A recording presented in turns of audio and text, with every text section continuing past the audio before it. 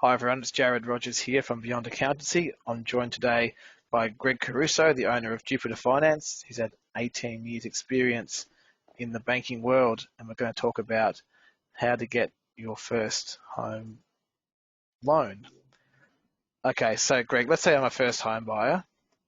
Should I Yep. find the home I want to buy and then contact my mortgage broker? Absolutely not. The first thing you should be doing is seeking a pre-approval before making any inquiries about putting deposits or anything else. So what normally happens in a pre-approval is that you approach a broker or a bank and see if you're suitable for the loan. And what are the banks going to look at when they're assessing me in a pre-approval? Okay, they're going to look for your deposit, how much you've got to contribute to the purchase, your income, and your credit file and credit history. Cool. Let's start with deposits. So how big of a deposit do you need to buy your first home? Okay. The general consensus is 20% of the purchase price. There are some lenders that will do 15% without mortgage insurance, and there are some lenders that will actually lend up to 98% for an owner occupied, which includes the mortgage insurance premium. All right, so say I'm buying a house for 750, so 20% of that is Yep. 150 grand, but I'm going to need a bit Yes. more than 150 grand. So why is that? You're going to need stamp duty to cover stamp duty, and also any conveyancing or any other costs that are associated with that. So the bank, that's not factored in your 20%. So it's 20% plus stamps, and then you should probably allow for about 2,000 to 3,000 for conveyancing and general fees that are associated with the property when paying out the vendor, which is rates and utilities and a couple of bits and pieces that will creep up, which your conveyancer will go through. Yeah, cool. So but a lot more than 20%, unfortunately. It can be tens of thousands Yes, more. yeah. And generally the stamp duty is about 5.5% on the purchase price. So Yep. you're probably looking at about 25% plus general fees and charges. Yep. And so you mentioned mortgage insurance. That's one of the ways you can get away with a smaller deposit. So how small can the deposit go, and how does the mortgage insurance work? Okay, so the smallest you could go is 5%. And the mortgage insurance basically works is that it can be capitalised over the life of the loan. So it doesn't affect you cash flow wise, but you will, the higher you go, a bit like, I guess, car insurance, where the higher the loan to value ratio, the higher the premium. Yep. So pretty much the less deposit, the more risky the bank thinks you are. Is that the basic gist of it? Absolutely. Yeah, absolutely. Yeah, perfect. So you're looking potentially five-figure sum for your LMI in some cases. Is that right? That's what, thousands. Absolutely. Yeah. Pretty rare. I haven't seen too many under 5 figures, and then if they are, they're generally clients borrowing 84 to 85%. Yep. But Okay. generally, you're looking at anywhere between, depending on the size of the loan, anywhere between 10 to 25,000 generally. Yeah, right. So if you do have a guarantor, that's definitely an advantage. So I guess you only want to pay lenders mortgage insurance if you're really keen to get into the market. If you didn't think that there was any urgency and you could wait and get the 20%, then you're probably going to look better to the bank. Is that fair to say? Yeah. The only other ways around avoiding LMI or lenders mortgage insurance would be to have a guarantor situation. And that would be whether if mum or dad or a sibling has equity in a property and they're willing to guarantee you that 20%. Yep, great. And then, So effectively, so say I've got a 30-year loan. Does that mean that mum and dad's house is attached to my loan for the whole time, or can that get released after a while? oh, no, definitely not. So it's a limited guarantee. So if the 20% is, say, 100,000, and say over the course of 3 to 5 years, you've paid down a little bit of that and the property's gone up and there's no more reliance on the collateral security provided by mum and dad, then we simply do a discharge request, and then the loan is standalone based on the property you've purchased, and mum and dad are then free and they have their title back. Yeah, perfect. So basically a way of getting into the property market a bit quicker, but it's not a permanent thing. No, it's a good entry point, and it also avoids lender's mortgage insurance, which sometimes can be a bit hefty. And if people have got flexible parents, it does give them a helping hand initially. So in terms of saving the deposit, what if I've saved up my deposit in shares or managed funds or some sort of non-cash investment? Are the banks going to still count my share portfolio, or are they going to count half of it? How's that going to work? Unfortunately not. They won't. What they generally want is genuine savings. So they'd want the deposit in cash. If it's a 20% purchase, if you've got the 20% saved, or whether it's been gifted, it's not a large. Doesn't have to be demonstrated. It can be from shares or sale of shares. But if you're in mortgage insurance or LMI territory, you need to have an account and held for at least 3 months. Okay. So when you say demonstrated savings, you'll show them your savings account balance, and that balance is going up and up, pretty much. Is that what you mean by that? Absolutely. Yeah. So you don't have to hold at least 5%. Generally, if you're in mortgage insurance territory, they want to see that you've saved 5% over 3 months. So you don't have to hold the 5% for 3 months, but you at least have to demonstrate you've worked towards it. Yeah, okay, yep. And in terms of if a bank's going to say my parents want to help me to buy a house, but they don't want to be guarantor, and they're going to gift me the deposit, will the banks penalise me because that's not my savings, it's my dad's savings?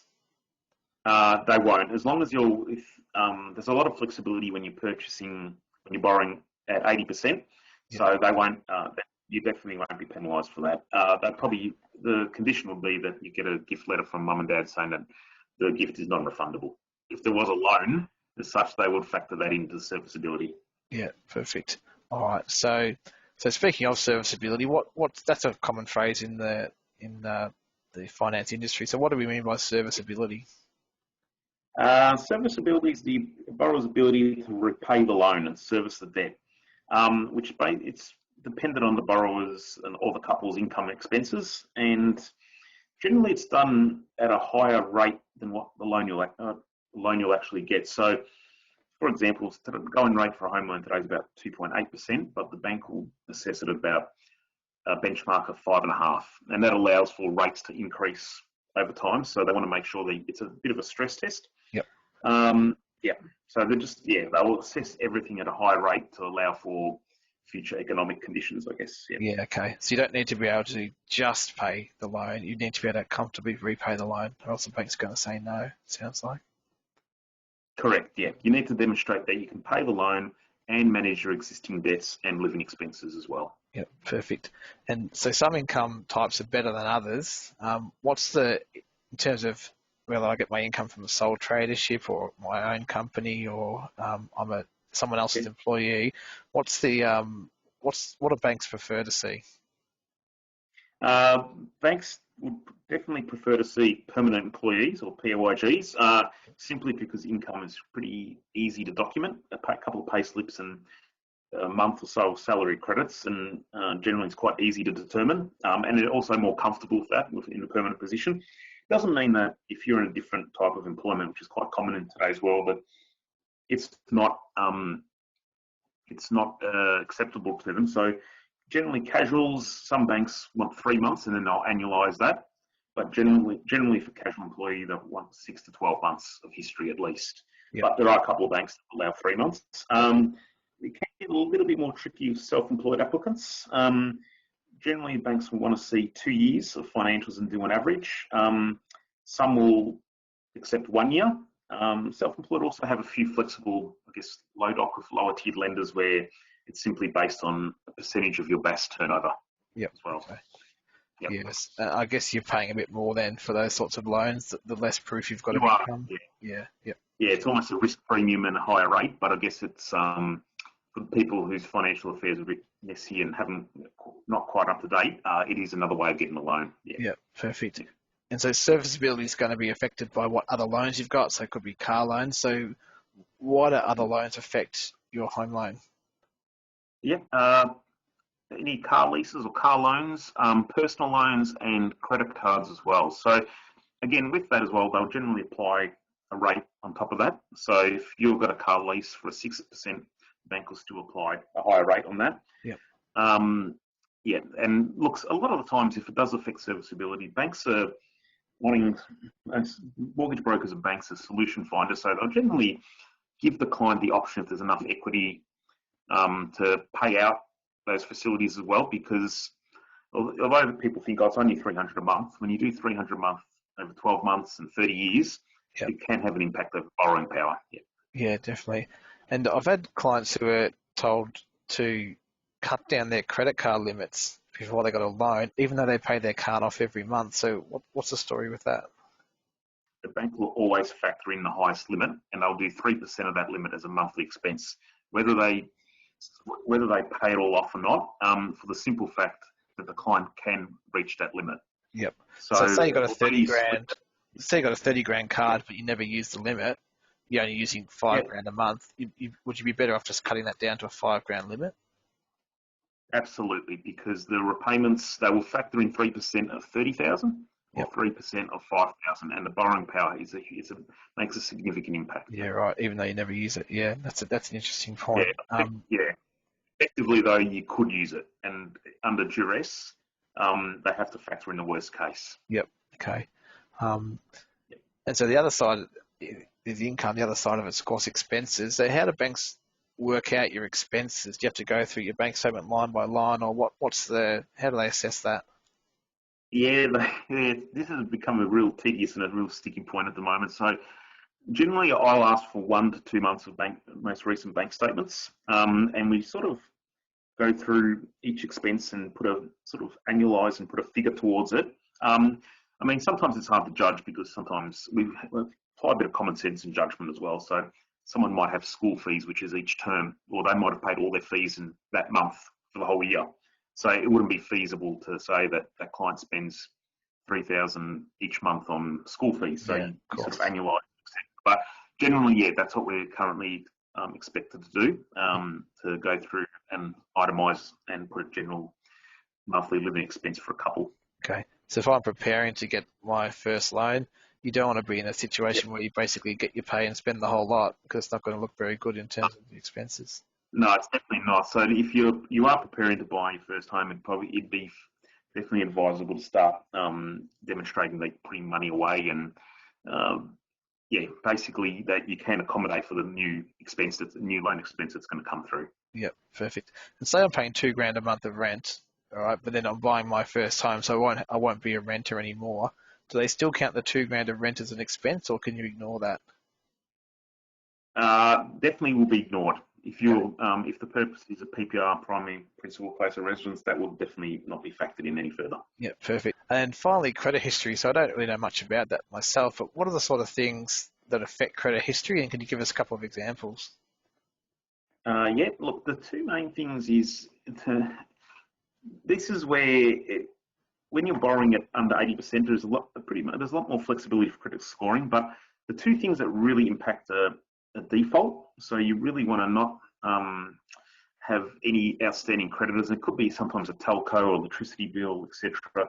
Although sometimes banks are flexible if you've got a suitable explanation, it sometimes can be an instant no, and it just takes a lot of work to get that removed. Yep. The other thing I really would advise against is multiple inquiries, especially in a rapid space of time. There are a lot of clients that will apply for 3 or 4 credit cards or a lot of loans at once, and your credit score drops rapidly once that happens. And basically, if you're looking for a loan of above 80% and haven't got a credit score above 600, you're going to struggle. Okay. And so when you say inquiries, you mean every time I apply for a credit card, that's a credit inquiry, is that right? And that goes on my record? Yeah. It's quite healthy, they say, to have 1 or 2 inquiries a year, but if you've got 6 or 7, it doesn't look great. Yeah. So it does impact scoring, and there are a lot of banks that will cut you off at a certain time. So if you're at a certain credit score, they won't consider you. Yeah, right. Yep. Okay. So say I'm going to buy a house 6 months from now. You can order your credit score for free online, and you have a look at that score. What are the kind of things I can do between now and getting my pre-approval that's going to make my credit score look a lot better? The main thing is just to do I guess this is going to sound very simple, to do the right thing, because at the moment there's open banking's come in where basically a bank can access your overall behaviour of other banks. Okay. They won't go into specifics, but they will know if you're overdrawn on your credit card, your everyday account, and they will know if you haven't paid your bills on time, etc. So it's basically just keep everything up to date. If you do that, your credit score will come in quite neatly, and you shouldn't be affected. Like putting everything on direct debit so you don't accidentally forget to pay a bill. It's probably a good idea Absolutely. too. Make sure you've got funds in that account because the dishonor also does that can pop up and impact credit scoring as well. Oh, okay. So you don't want to go into default. Just keep an eye on the account. Yep. Just generally don't Yep. spend everything you make, which is probably a good life rule financially anyway. But It's not a bad idea. There are a few banks that have attached a $500 or $1,000 overdraft to your everyday personal account. So it's not a bad idea to have that in because that doesn't impact because you're not overdrawn. So some personal accounts do allow for a $500 overdraft attached to it. it's a good idea. And then it does cover if there's a direct debit issue or something like that as well. Yeah. Okay, that sounds good.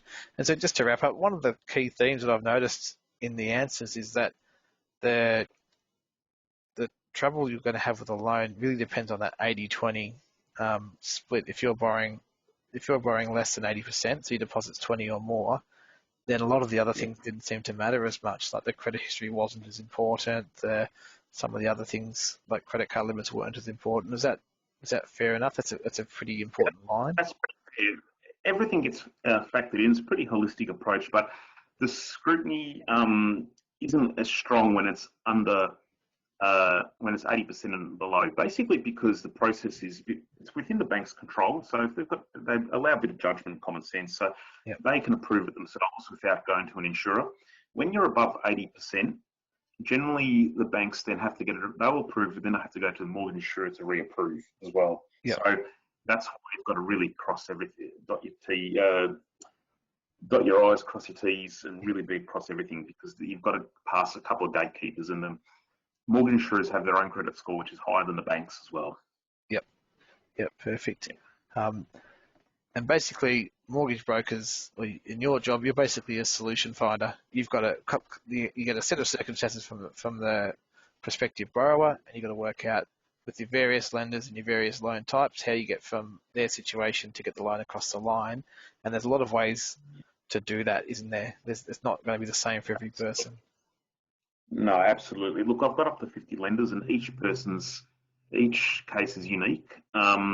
And there's plenty of ways to skin a cat. So it's often, I always tell people, you don't worry about rate first, you worry about finding a home. Because each lender has a little niche, does something a little bit differently. So once you narrow down the lenders that can look after you, then you negotiate the best deal from there. Yeah, fantastic. And I'll put your contact details at the end of this video. So if people want to get in touch with you, and even if they're at the stage where they might have a few questions. Am I even able to buy?